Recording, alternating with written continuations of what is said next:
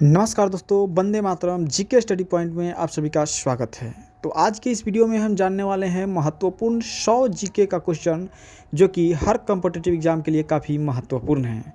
तो यह इस सीरीज का दूसरा वीडियो है। इससे पहले एक वीडियो हम डाल चुके हैं जो कि चैनल पर मिल जाएगा या डिस्क्रिप्शन में लिंक मिल जाएगा, वहाँ से देख सकते हैं। अगला प्रश्न है दोस्तों, हरियाणा का क्षेत्रफल कितना वर्ग किलोमीटर है? तो हरियाणा का क्षेत्रफल जो है वह 44,212 वर्ग किलोमीटर है दोस्तों।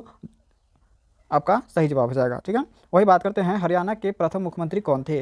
तो हरियाणा के पहले मुख्यमंत्री जो थे वो पंडित भागवत दयाल शर्मा जी थे। कौन थे? पंडित भागवत दयाल शर्मा जी थे। कमेंट में बताइएगा दोस्तों कि बिहार के प्रथम मुख्यमंत्री कौन थे। अगला प्रश्न देखते हैं।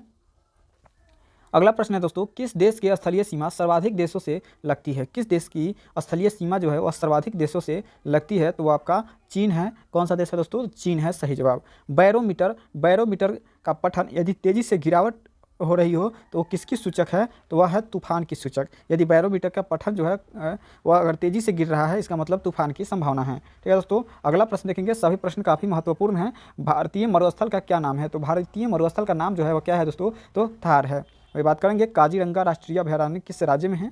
काजीरंगा राष्ट्रीय अभयारण्य जो है वह असम देश में है। असम कहे तो असम हो जाएगा सही जवाब। ठीक है दोस्तों, असम। पृथ्वी अपनी धुरी पर किस दिशा से किस दिशा की ओर घूमती है? तो पृथ्वी अपनी धुरी पर पश्चिम से पूर्व की ओर घूमती है। ठीक है दोस्तों, पृथ्वी जो है अपने धुरी पर पश्चिम से पूर्व की ओर घूमती है। वही बात करेंगे, उज्जैन किस नदी के किनारे बसा हुआ है? तो उज्जैन जो है और शिप्रा नदी के किनारे बसा हुआ है। उज्जैन शिप्रा नदी के किनारे बसा हुआ है। वही बात करेंगे, निम्न में से कौन सी धातु बिजली की सबसे अधिक सुचालक होती है? तो चांदी जो है, चांदी सबसे अधिक सुचालक होती है बिजली की। गोबर गैस का मुख्य रूप क्या पाया जाता है? तो गोबर गैस में मुख्य रूप जो है वह मीथेन का सहयोग होता है, मीथेन पाया जाता है। अगला प्रश्न देखेंगे और अगला प्रश्न है, स्वतंत्रता मेरे जन्मसिद्ध अधिकार है और मैं इसे लेकर रहूँगा, ऐसा किसने कहा था? स्वतंत्रता मेरे जन्मसिद्ध अधिकार है और मैं इसे लेकर रहूँगा, ऐसा कहे थे लोकमान्य तिलक जी। ठीक है, लोकमान्य तिलक जी बोले थे।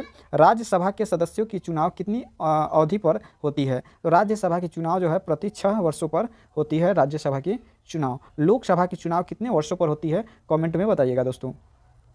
हिंदी भाषा में कौन सी लिपि है? तो हिंदी भाषा में है देवनागरी लिपि। हमारी आकाश गंगा का क्या नाम है? तो हमारी आकाश गंगा का जो है दुग्ध मेखला है, इंग्लिश में मिल्की वे गैलेक्सी कहते हैं। अगला प्रश्न देखेंगे और अगला प्रश्न है, हिंदी भाषा का पहला समाचार पत्र कौन था? तो हिंदी भाषा का पहला समाचार पत्र जो था उदंत मार्तंड था।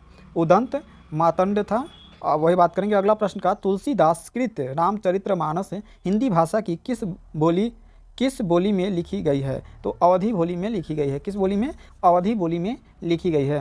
वही बात करेंगे अगला प्रश्न का दोस्तों, हरियाणा के राज्य कवि कौन कहलाते हैं? तो हरियाणा के राज्य कवि जो कहलाते हैं उदय भानु हंस को कहा जाता है। किसे?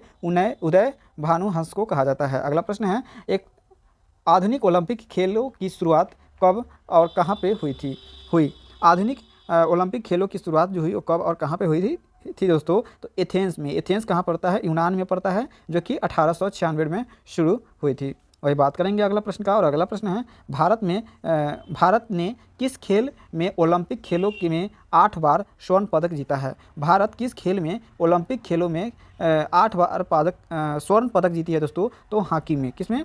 हॉकी में जीती है, जो कि भारत का राष्ट्रीय खेल भी है। वही बात करेंगे कि भारत ने आखिरी बार हॉकी में स्वर्ण पदक कहाँ और कब जीता था? तो भारत ने आखिरी बार स्वर्ण पदक जो जीता था वह 1980 ईस्वी में मॉस्को में जीता था। कहाँ पे? मॉस्को में जीता था 1980 ईस्वी में। वही बात करेंगे अगला प्रश्न का और अगला प्रश्न क्या है दोस्तों, ओलंपिक खेलों का आयोजन कितने वर्षों के बाद होता है? तो ओलंपिक खेलों का आयोजन जो होता है टोटल 4 वर्षों के बाद होता है ओलंपिक खेलों का आयोजन। वही बात करेंगे दोस्तों कि अंतर्राष्ट्रीय ओलंपिक समिति का मुख्यालय कहाँ पे स्थित है? तो अंतर्राष्ट्रीय ओलंपिक समिति का मुख्यालय जो है वह लुसान में है। लुसान कहाँ पे पड़ता है? तो स्विट्जरलैंड में पड़ता है। ठीक है दोस्तों, सभी प्रश्न काफ़ी महत्वपूर्ण हैं, तो सभी प्रश्न को जरूर देखिएगा क्योंकि एक एक प्रश्न अपने आप में महत्वपूर्ण है। सन 2012 में ओलंपिक खेल कहाँ पे हुए थे? सन 2012 में ओलंपिक खेल जो हुआ था वह लंदन में हुआ था। कहाँ पे हुआ था दोस्तों? लंदन में हुआ था। वही बात करेंगे कि ओलंपिक ध्वज कितने गोले होते हैं? ओलंपिक ध्वज में टोटल 5 गोले होते हैं। कितने होते हैं दोस्तों? तो 5 गोले होते हैं। अगला प्रश्न है कि भारत ने ओलंपिक खेलों में पहली बार किस वर्ष भाग लिया था? तो भारत ने ओलंपिक खेलों में पहली बार जो है वह 1900 ईस्वी में भाग लिया था। कब लिया था? 1900 में भाग लिया था। बात करेंगे अगला प्रश्न का, ओलंपिक खेलों में स्वर्ण पदक जीतने वाली पहली भारतीय महिला खिलाड़ी कौन थी? ओलंपिक खेलों में स्वर्ण पदक जीतने वाली प्रथम भारतीय महिला जो थी वह कर्णम मल्लेश्वरी थी। कौन थी? कर्णम मल्लेश्वरी थी।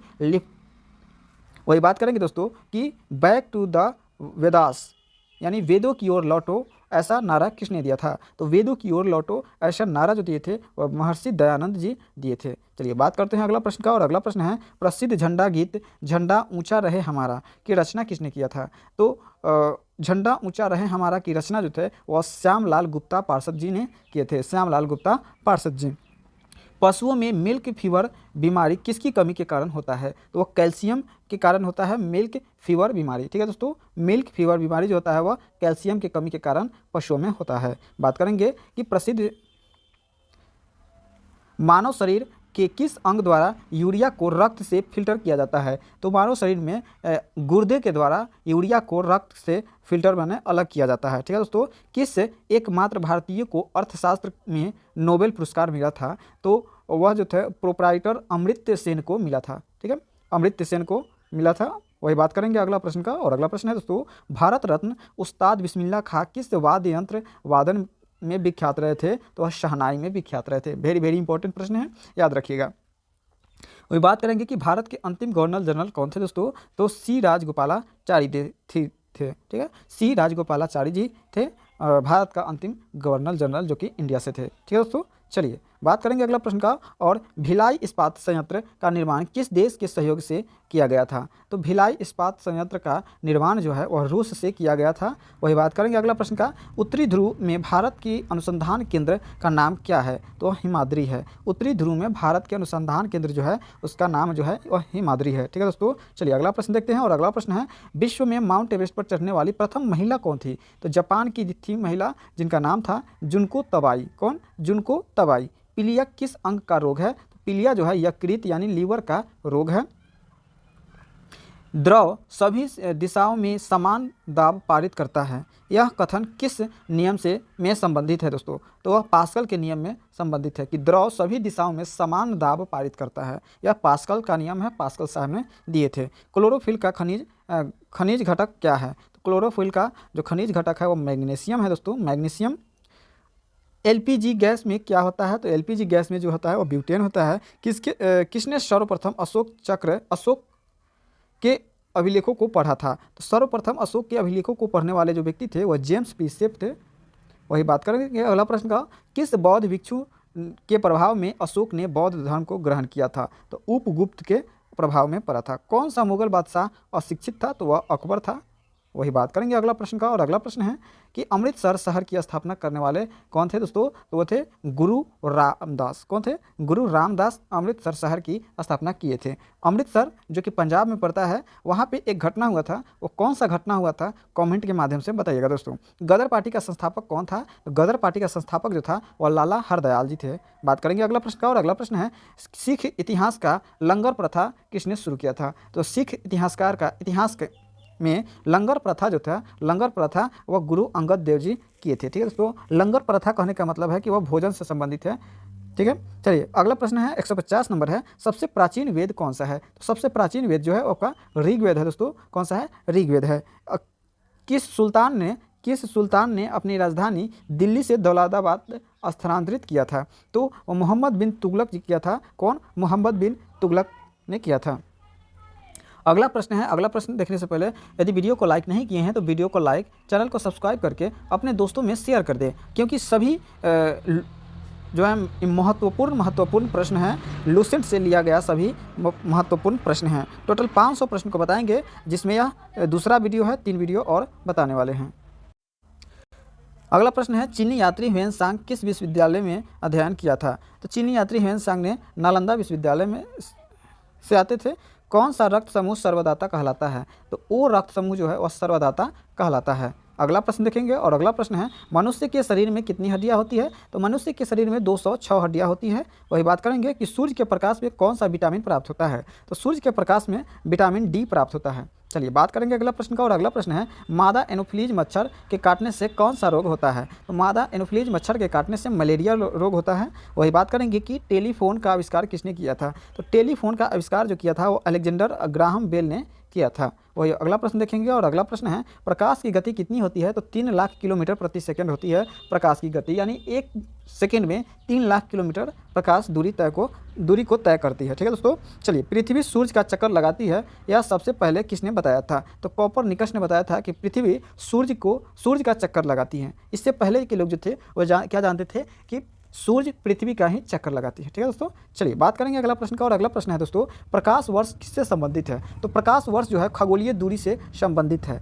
यानी एक वर्ष में जो प्रकाश दूरी को तय करेगा उसे प्रकाश वर्ष कहते हैं। ठीक है दोस्तों। चलिए बात करेंगे अगला प्रश्न, स्वर्ण मंदिर कहाँ पे स्थित है? तो स्वर्ण मंदिर जो है वो आपका अमृतसर में स्थित है, अमृतसर में। चार मीनार कहाँ पे स्थित है? तो चार मीनार भी आपका हैदराबाद में स्थित है। कुतुब मीनार दिल्ली में स्थित है, जिसे कुतुबुद्दीन ऐबक ने बनवाया था। गेटवे ऑफ इंडिया कहाँ पे स्थित है? तो गेटवे ऑफ इंडिया जो है वो मुंबई में है, और इंडिया गेट कहाँ पे स्थित है? तो वो आपका नई दिल्ली में है। इसमें कन्फ्यूजन हो सकता है, इसको ध्यान रखिएगा। गेटवे ऑफ इंडिया मुंबई में, जबकि इंडिया गेट दिल्ली में है। ठीक है। चलिए बात करेंगे अगला प्रश्न का। अगला प्रश्न है ताजमहल कहाँ पे स्थित है? तो ताजमहल जो है आगरा में है। आगरा कहाँ पे पड़ता है? यूपी में पड़ता है।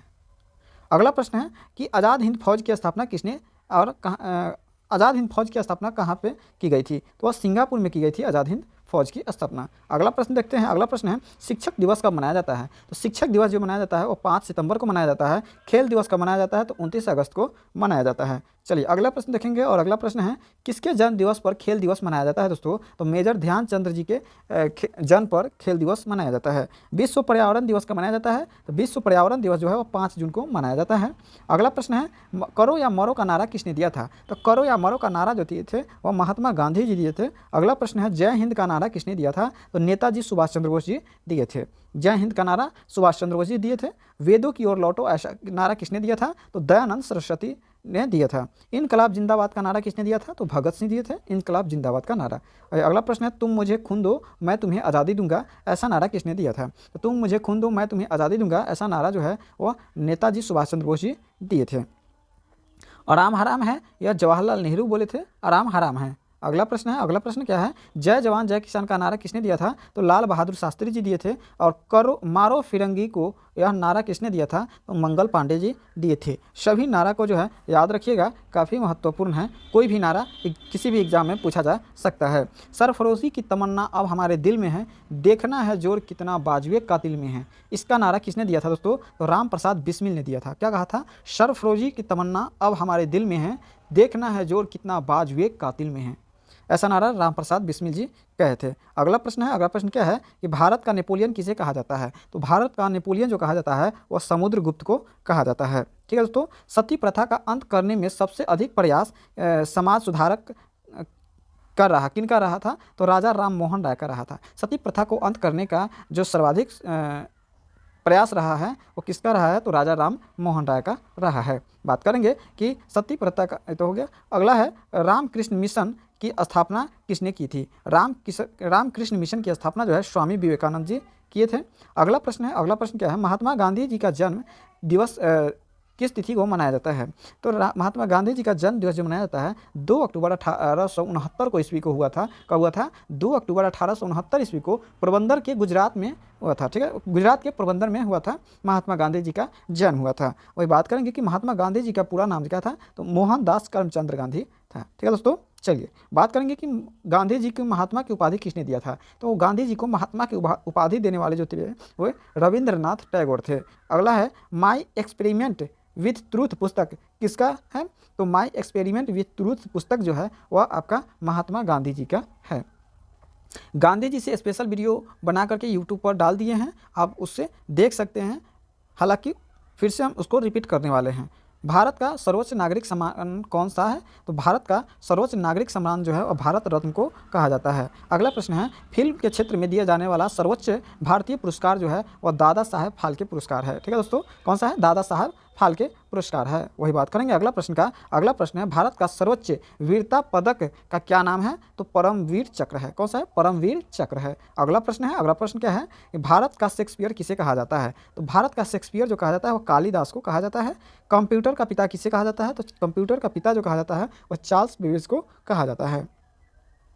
अंतरिक्ष में जाने वाले प्रथम व्यक्ति कौन थे? तो यूरी गगरिन थे। कौन थे? यूरी गगरिन थे। यूरी गगरिन अंतरिक्ष में जाने वाले प्रथम व्यक्ति थे। वही बात करेंगे कि चंद्रमा पर कदम रखने वाले प्रथम व्यक्ति कौन थे दोस्तों? तो नील आर्मस्ट्रॉन्ग थे, जिन्होंने चंद्रमा पर पहली बार कदम रखा था। वही बात करेंगे अगला प्रश्न का। और अगला प्रश्न क्या है? अंतरिक्ष में जाने वाला प्रथम भारतीय कौन थे? तो वो थे राकेश शर्मा।